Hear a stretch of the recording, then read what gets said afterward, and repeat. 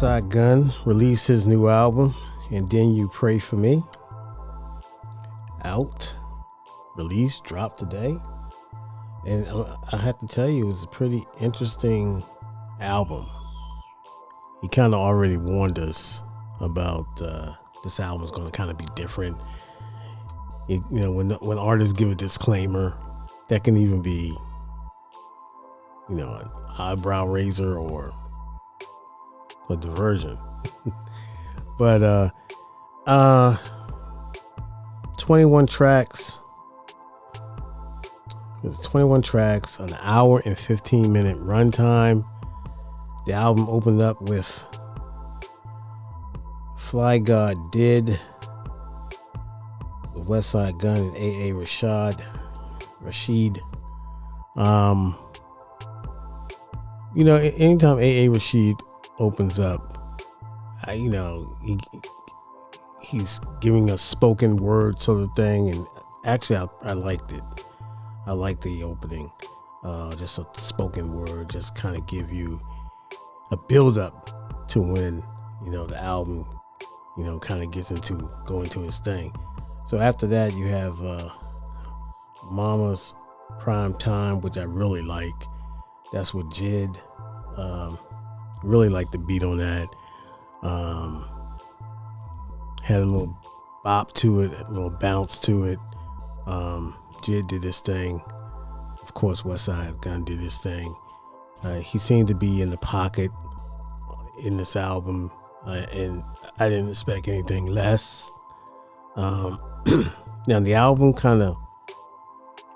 it switches up a little bit though. Shout out to Costas with Conway the Machine and Benny the Butcher. I like that track. It was Griselda. It was a Griselda beat, Griselda track. A lot of the beats on this album are, it goes into a trap mode when he gets into the album a little bit. But the trap, it's okay to get into that trap beat, but I thought the trap beat sounded dated. I thought it could have been an up version of trap if you're going to go into that direction a little bit. And I think that's probably where people are going to be like, they're true hardcore fans are going to be like, okay, what are we doing? But you got to stick with it. Past Costa, I didn't like 1989. I didn't like that song. Stove God, he did okay. I mean, Stove God was the MVP on this album. I believe Rome Streets. What was Rome Streets song? The song he was on. I thought he gave the best feature as far as verse on here. And that was Savage. What was that? The Revenge of Flip Leg and Flip Leg by. No, I'm tripping. The Revenge of Flip Leg. Interesting title. But fire song, man. Really like that song. You get down to track 21, and Then You Pray For Me, featuring KC or KSI, whatever. It was I didn't hate it. I didn't, it was okay. For a closer. The track with Jeezy I thought was decent. Jeezy gave a very good, he didn't mail his verse in.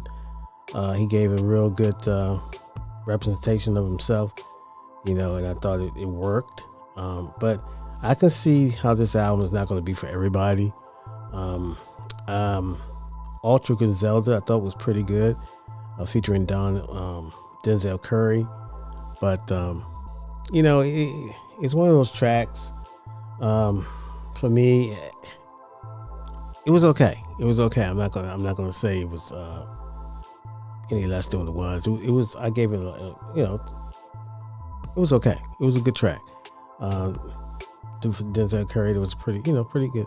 But Babylon Biss, I thought that was probably one of the best tracks on the album. Stove God did his thing. What can you say? LL Bull Gun, I didn't like that. No, I did not like that.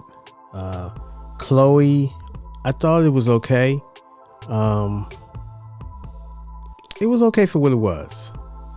You know, it was one of those tracks, you know, obviously, you know, for the ladies or just dude getting, you know, whatever, Ty Dolla Sign, he did his thing, but it was okay. What's this?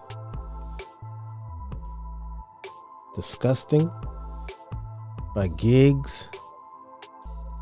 Take it or leave it. You know, I didn't hate it. It was okay. It was all right. House of Glory was pretty good. Stove God once again did his thing. Dunhill, I did not like that. I did not like Raw's energy on this song. I did not like it at all. Fly God 2 times. I like that. That was nice. Highlight of the album to me was Kitchen Lights.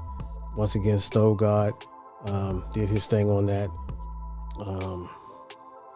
What's this? Suicide and what's that? Suffrages. I can't even read it. But anyway, it was okay. The album was, I gave it like a 3.5. It was okay. I could see it took a turn there, production wise. And I can see how it might throw a little people, some of the hardcore Griselda fans off a little bit, but I gave this album, like I said, 3.5. It was fine. I got to spin it back again. Like I said, it's an hour and 15-minute runtime, 21 songs, and so there's a lot to digest. But on first listen, I thought it was a pretty dope album, to be honest with you. I thought he took some risks. I thought, you know, Westside Gunn's one of the best curators in the game, and he's known for taking risks, and he did it, and I can't hate him for that.